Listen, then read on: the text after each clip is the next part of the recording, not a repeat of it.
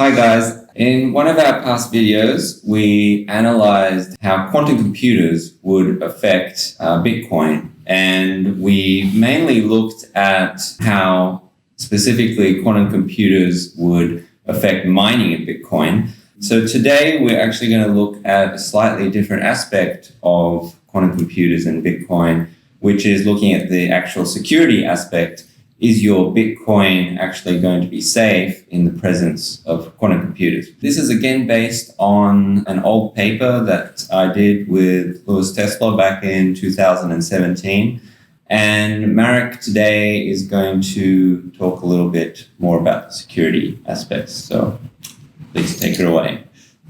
Welcome to the episode 2 about forging transactions. So today we are going to briefly summarize the previous talk on this subject.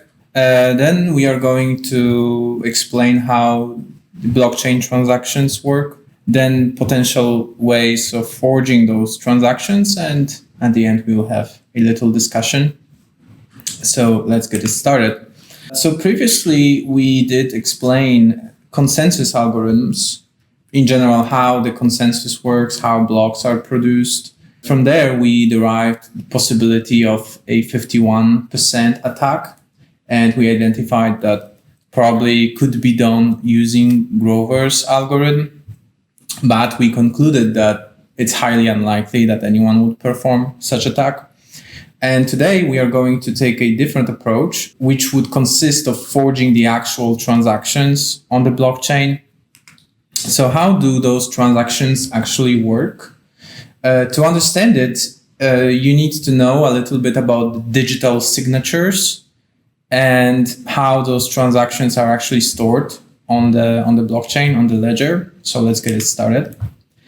So a digital signature is basically an algorithm that permits you to prove that with respect to a certain message or data, you are the owner of certain private key.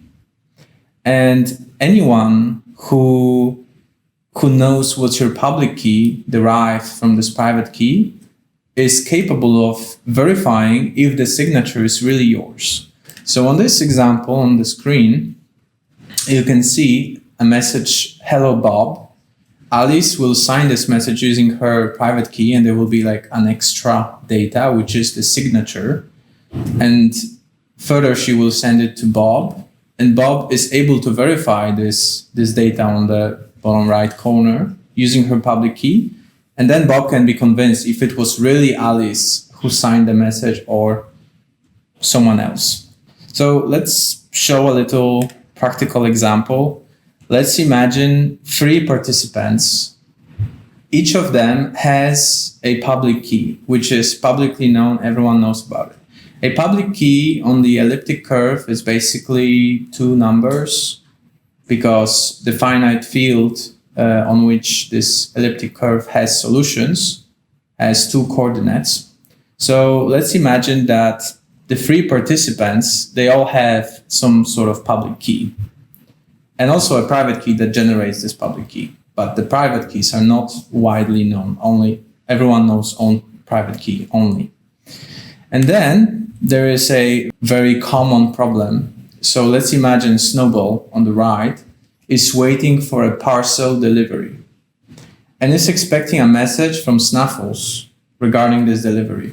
But he receives 2 messages and both are literally signed Snuffles in the end, and one of them could be produced by a malicious actor, a Byzantine actor.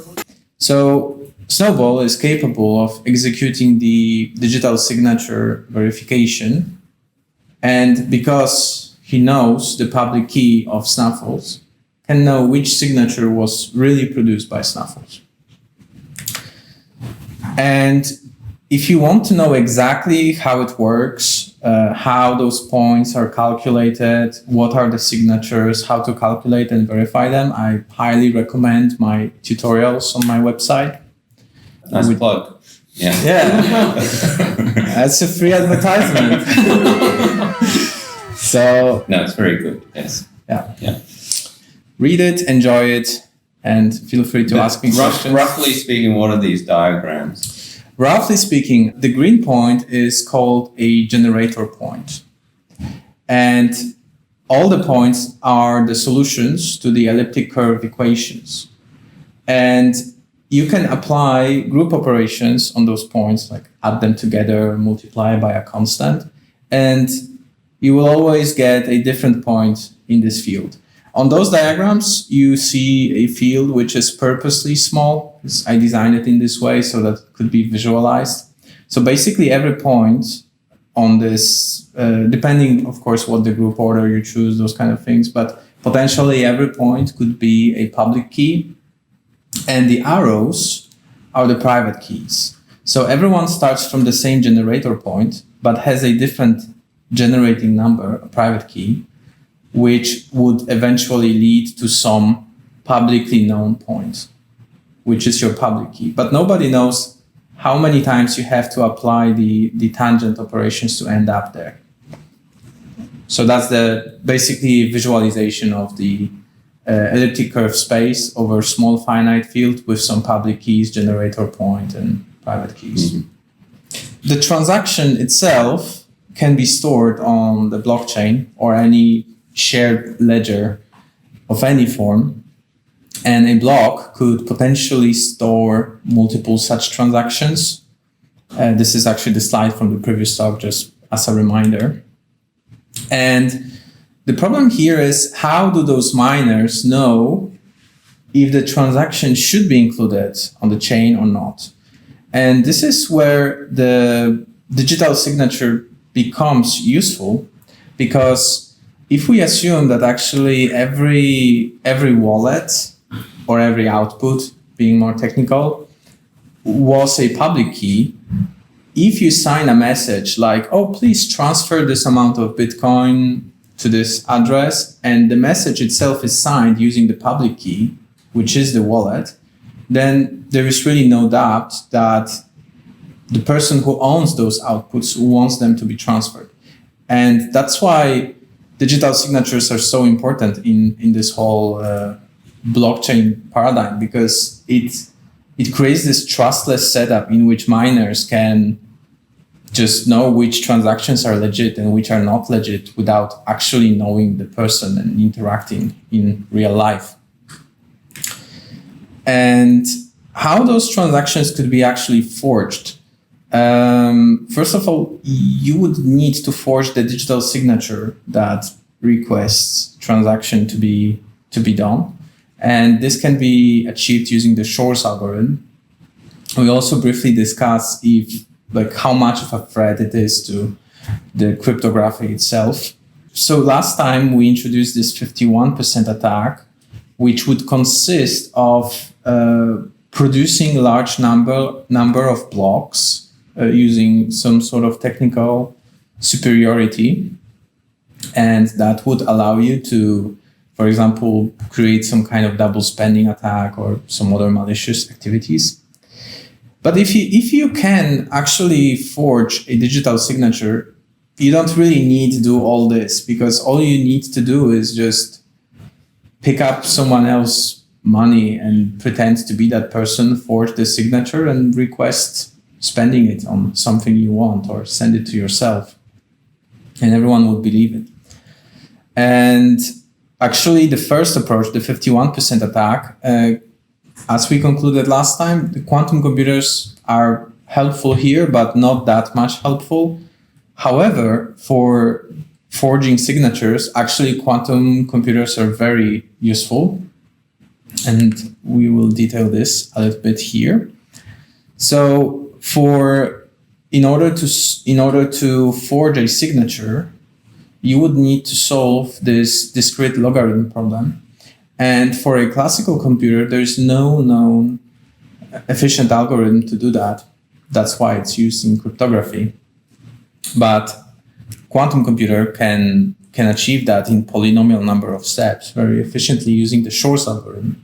I provide two references on the bottom if you're interested in knowing more about that. So what references are About Shor's algorithm? Or? Not really. Those references are specifically about Shor's algorithm for the discrete logarithm problem, for the elliptic curve. Mm-hmm. And the Shor's algorithm itself consists of two steps, one of them being the classical step, which is a reduction of the factoring problem or the discrete log problem into the order finding problem. And then there is this quantum oracle, which finds the order, which is sufficient to find the prime factorization of a large number or the private key on the elliptic curve in just polynomial number of steps with high efficiency. And reference for that is the Shor's paper on the bottom right. So how would that actually affect the cryptography? Because elliptic curve cryptography is very widely used due to its efficiency, and it has this vulnerability to quantum computers.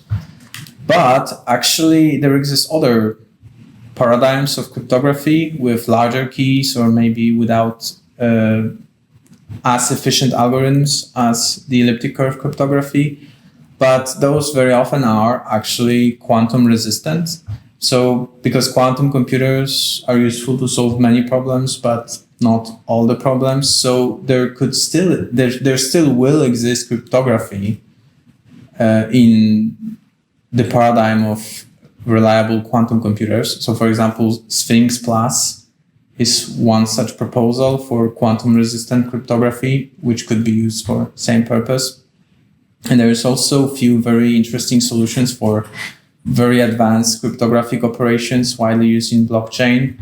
In the Andrew Poelstra Mimble-Wimble white paper, in the section 4 under quantum resistance, which also provides some very useful references on that. So the point, at least what you're saying here in your talk, is that you can simply replace elliptic curve cryptography with something else. Yeah. So it's a kind of a simple fix. So even though Bitcoin is vulnerable in its current state, but it's easily fixable. First of all, the reason why this is fixable is cryptography is basically based on group theory, and as long as you can find some sort of computational paradigm that provides you with same group operations, you could execute same cryptographic algorithms using this completely different paradigm. For example, those digital signatures, they are expressed in pretty universal form, and you do not really necessarily need elliptic curve to achieve same thing. Any kind of computational machine, device, or algorithm that provides you with same kind of operations could achieve that. If you have something that can add things, multiply by a constant, but dividing by a constant suddenly becomes very hard, you could do digital signatures with that. And people propose to use elliptic curves, but there are also other ways. And regarding the Bitcoin vulnerability, so if you want to forge those transactions, like here, if you want to introduce a transaction belonging to someone else's wallet, which is the public key, you need to know what is the actual public key. So the quantum computer using Shor's algorithm would find the private key that generates this public key, and then you could just produce the signature just like you always had it. But if you don't know the public key, you can't really do it. And in Bitcoin's case, the public keys are not, the plain text public keys are not really stored on the blockchain. They're not publicly known. There is like 20% of them which are known and they are vulnerable, including the original Satoshi public key, I think, which is also publicly known. But the others, they are only stored under hashed form. So in order to break them, even if you had Shor's algorithm, you would still need to break this hash function to find what the actual public key was.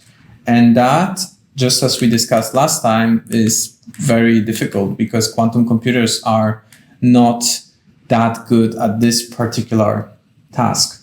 So yes, it is vulnerable, but assuming there are efficient quantum computers, everyone who has exposed public key can just make a transaction to a new wallet, and suddenly it becomes a lot more secure and difficult to break. So actually, we're talking about like not like hash the whole like blockchain, like the 51% attack. It's just like it's aiming at everyone's like wallets of the crypto coins, right? Yeah, you could. I mean, you could attack entire chain like this. Just break them one by one because Shor's algorithm is polynomial in time complexity. So you could totally break at least 20% of them. Okay. And just steal all those bitcoins. Steal all of Satoshi's bitcoins. Yeah. I think that should be even enough. Yeah. How many bitcoins does he have? I don't know. I think it's like 100 million or something. That's a lot. Yeah. I was wondering if that could exceed the wealth of the world. Maybe. At some point.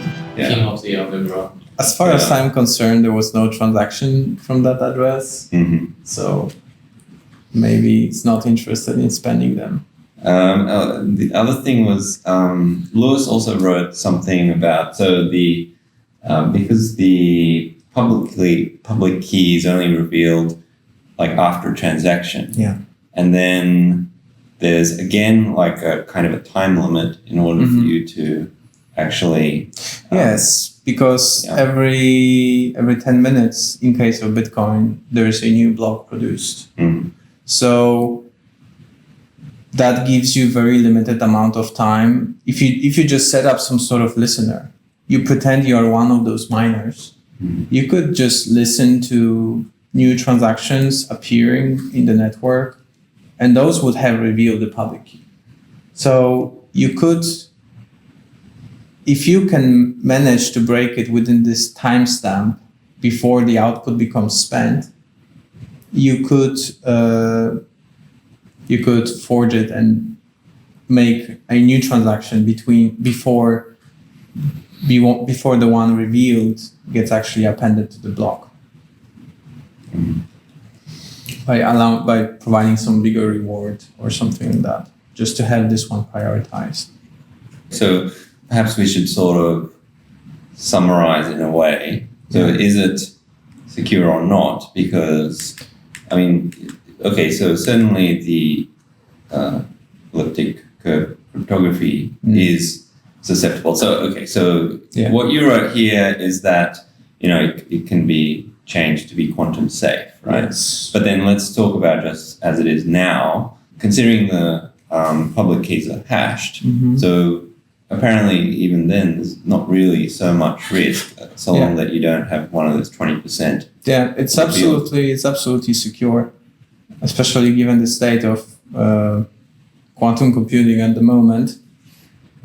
But even assuming more reliable quantum computers would appear soon enough, I still think it's sufficiently safe to be used and not really be afraid that your coins will be stolen really soon, neither by the 51% attack, neither by forging the transactions. And so it's all saved by hashing it, right? So if they didn't do that, then it would be a massive problem.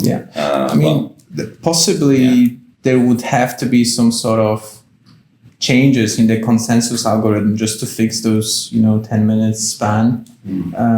But probably there exists some quantum safe cryptographic machinery that could be applied right away, some Lamport signatures or something like that, just to not risk revealing your address immediately, maybe postpone it or maybe not reveal it at all.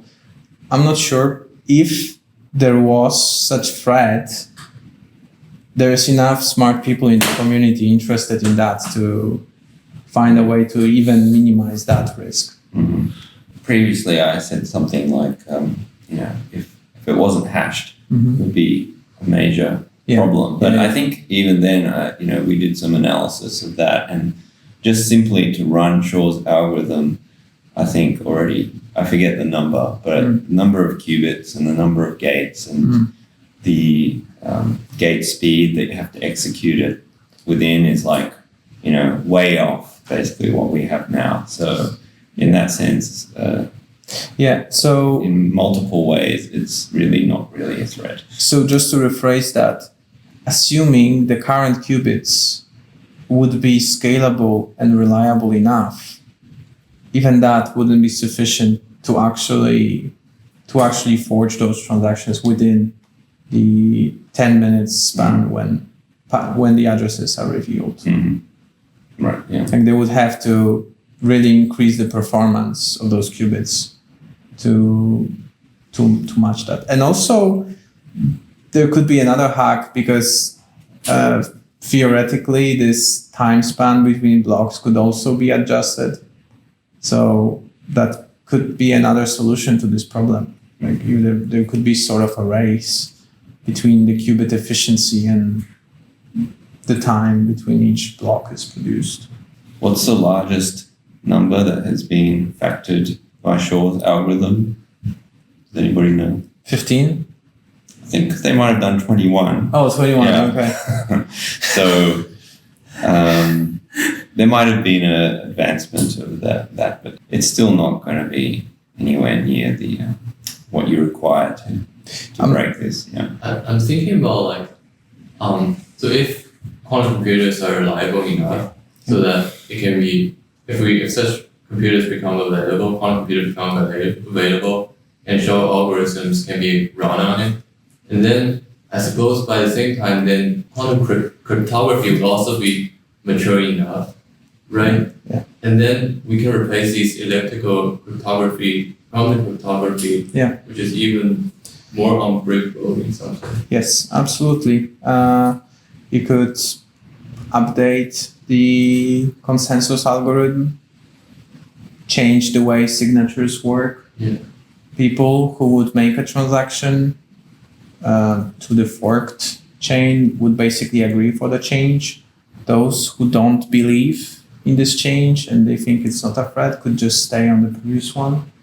And then there is natural selection. So at that point, you mean there'll be two different sets of Yeah, absolutely. Bitcoin? It happens all the time. I mean, that's how Litecoin was created, and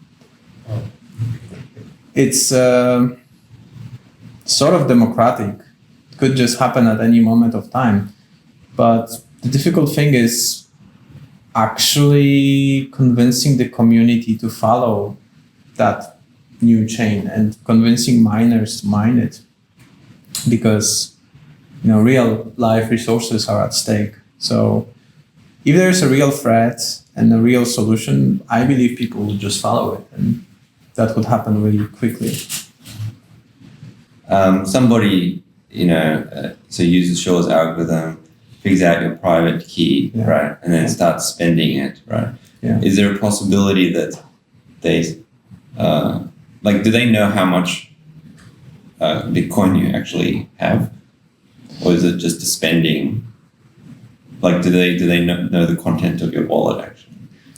Yeah. So if someone knows your private key, from that could generate the public key, because private keys allow, because the generator point is known.